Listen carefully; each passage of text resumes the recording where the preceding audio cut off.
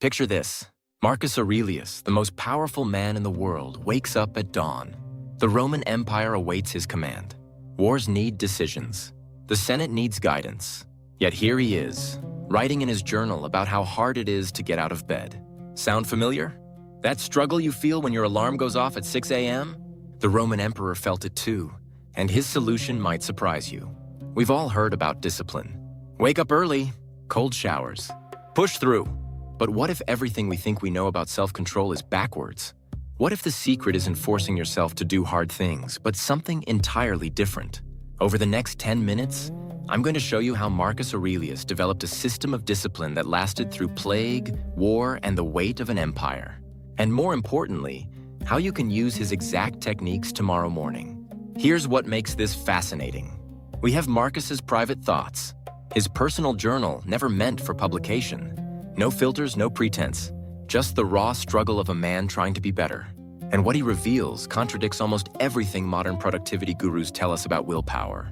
Let me take you back to 170 AD. Picture the northern frontier of the Roman Empire. It's freezing. Marcus has been camped here for months, fighting Germanic tribes. He's 50 years old, suffering from chronic pain, probably from stomach ulcers. His closest friends are dying from the Antonine Plague. His adoptive brother and co-emperor, Lucius Verus, just died. The weight of ruling 20% of the world's population sits on his shoulders alone. Most of us would crumble, but Marcus does something extraordinary.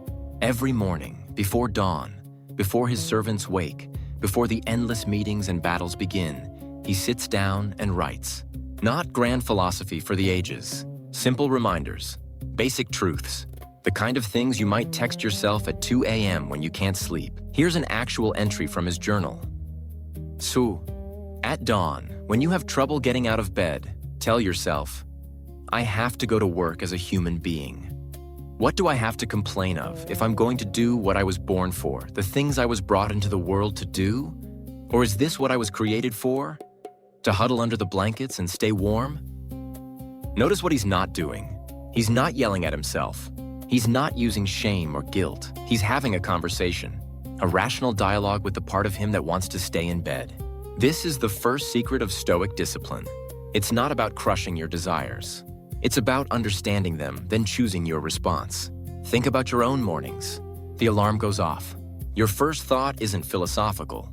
It's physical. More sleep, warmth, comfort. Your body floods with arguments. You worked late. You deserve rest. 5 more minutes won't matter. And usually, those arguments win. Marcus faced the same battle. But here's where his approach differs from every productivity hack you've tried. He doesn't fight the feeling. He acknowledges it. Yes, the bed is warm. Yes, sleep feels good. But then he asks a different question. Not how can I force myself up? But what was I designed for? This shift is revolutionary. Modern discipline focuses on the push. Stoic discipline focuses on the pull. Instead of pushing against what you don't want, you're pulled toward what you're meant to be. Let me show you how this works in practice. Marcus developed 3 specific techniques that neuroscience has only recently validated. The first is what he called morning reflection. Not meditation in the Eastern sense, something more active. Every morning, before getting out of bed, he would visualize his day. Not just the tasks, but the obstacles. The difficult senator who always opposes him. The general who brings bad news. The letter that might announce another death. He would see these challenges clearly, then imagine himself handling them with wisdom and patience. Modern psychologists call this end-to-end implementation intention. A 2021 study from the University of Heidelberg found that people who visualized both obstacles and their responses were 78% more likely to follow through on difficult tasks. Marcus discovered this 2,000 years ago through pure trial and error. But visualization alone isn't enough. This brings us to his second technique. What he called honors the discipline of desire. This sounds abstract, but it's painfully practical. Marcus realized that most of our suffering comes from wanting things to be different than they are. We want to sleep in, but we have to wake up. We want easy, but life gives us hard. So he flipped the script. Instead of wanting what he couldn't have, he trained himself to want what was already his. Don't seek for everything to happen as you wish it would, he wrote. But rather wish that everything happens as it actually will. Then your life will flow well. I know what you're thinking. This sounds like giving up, like accepting mediocrity. But watch what Marcus does with this principle. He doesn't use it to avoid challenge. He uses it to embrace challenge. When the alarm rings at dawn, instead of wanting more sleep, he trains himself to want the wake-up. Not because waking up is pleasant, but because it's necessary for who he wants to be. A 2019 study from Stanford tested this exact approach. They had two groups face the same unpleasant task: repeated cold water immersion. One group was told to endure it. The other was taught to mentally reframe it as something they were choosing. The reframing group showed 40% less stress hormone release and reported the experience as significantly less unpleasant. Same cold water, different mental approach, dramatically different results. This leads to Marcus's third and most powerful technique: the evening review. Every night, after the servants left, after the endless responsibilities ended, he would examine his day, not with judgment, but with curiosity. Where did he act below his standards? Where did emotion override reason? Where did he succeed in being the person he wanted to be? Here's an actual entry. Be like the rocky headland on which the waves constantly break. It stands firm, and round it the seething waters are laid to rest. Then immediately after, today I escaped from anxiety. Or no, I discarded it, because it was within me, in my own perceptions, not outside. See what he's doing? He's not just reviewing actions. He's reviewing thoughts. He's tracking the internal game, not just the external results. And when he fails, no self-flagellation. Just a note, an adjustment. Try again tomorrow. But here's where most people get Marcus wrong. They read his journal and think he was some superhuman sage who never struggled. They miss the entries where he admits complete failure, where he loses his temper, where he stays in bed, where anxiety wins, how much trouble he avoids who does not look to see what his neighbor says or does. This sounds wise until you realize he's writing it because he just spent the day obsessing over what his neighbor said and did. The journal isn't a record of perfection. It's a tool for progress, and this might be the most important lesson. Discipline isn't about never failing. It's about having a system for when you fail. Marcus failed constantly, but he had a practice. Write it down. Learn from it. Try again tomorrow. Let me give you a modern example. Sarah, a software developer in Seattle, discovered Marcus's evening review technique during the pandemic. She'd been struggling with procrastination, spending hours on Twitter when she should be coding. Willpower wasn't working. Productivity apps made it worse. So she tried Marcus's approach. Every night, she'd spend 10 minutes writing. Not goals or plans, just observations. Opened Twitter at 10 a.m. Felt anxious about the deployment. Twitter felt easier than facing the fear. No judgment, just notes. After 2 weeks, patterns emerged. Procrastination peaked when she felt incompetent. Twitter was an escape from imposter syndrome. Armed with this insight, she developed her own morning reflection. Before opening her laptop, she'd acknowledge the fear, then remind herself why she became a developer. Not to never feel incompetent, but to solve interesting problems despite feeling incompetent. 6 months later, her productivity had transformed. Not through willpower, but through understanding. She still felt the pull of distraction, but now she recognized it as a signal, fear appearing as procrastination. Addressed the fear, and the procrastination dissolved. This is pure Marcus Aurelius. Discipline through self-knowledge, not self-punishment. And it scales to any challenge. The executive who drinks too much isn't fighting alcohol. She's fighting the stress that makes alcohol seem necessary. The student who can't study isn't battling laziness.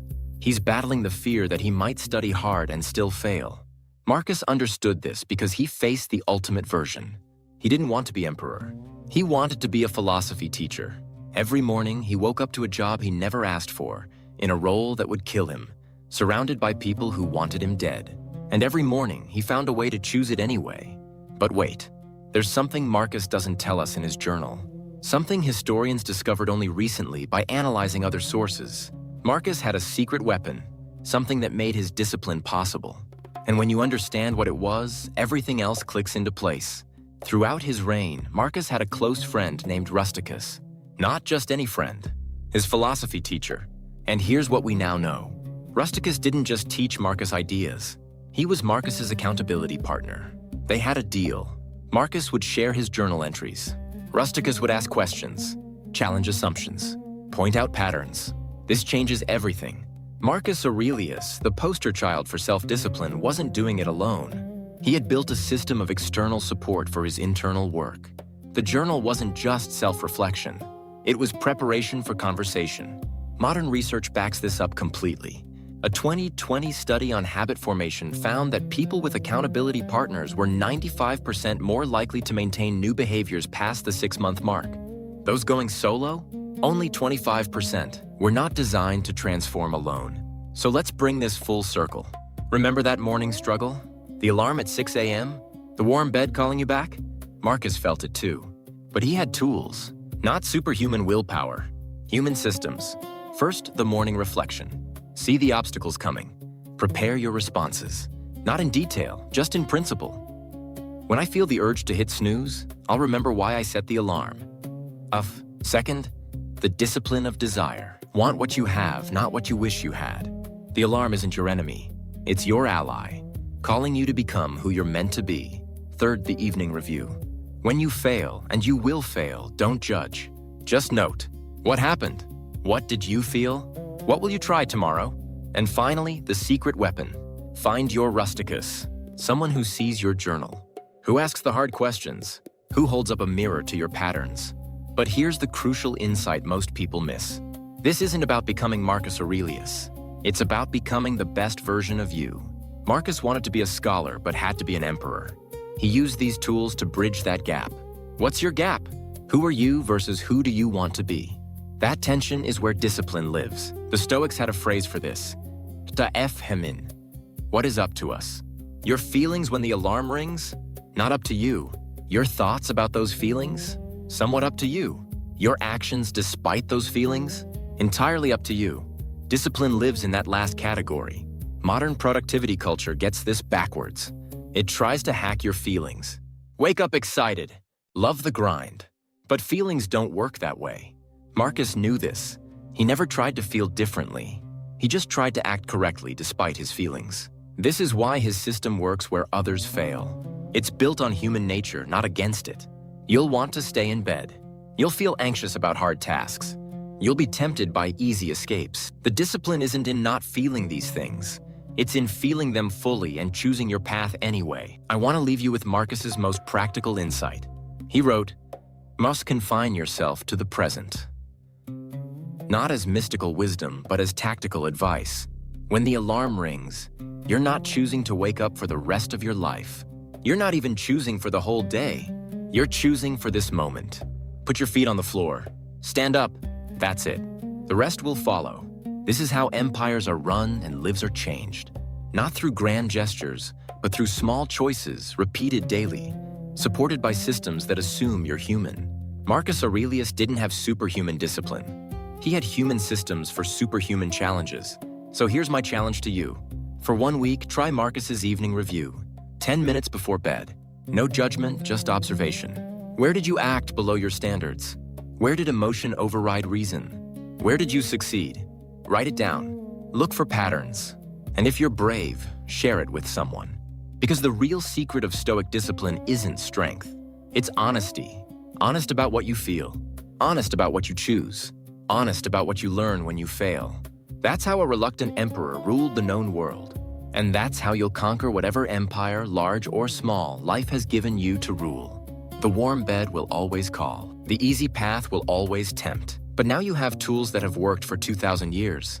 Not because they're mystical, but because they're real. As Marcus wrote in his tent on that frozen frontier, you have power over your mind, not outside events. Realize this, and you will find strength. Tomorrow morning, when your alarm rings, you'll face the same choice Marcus faced. Will you huddle under the blankets, or will you remember what you were made for? The choice is yours. It always has been. Now you have a system to make it.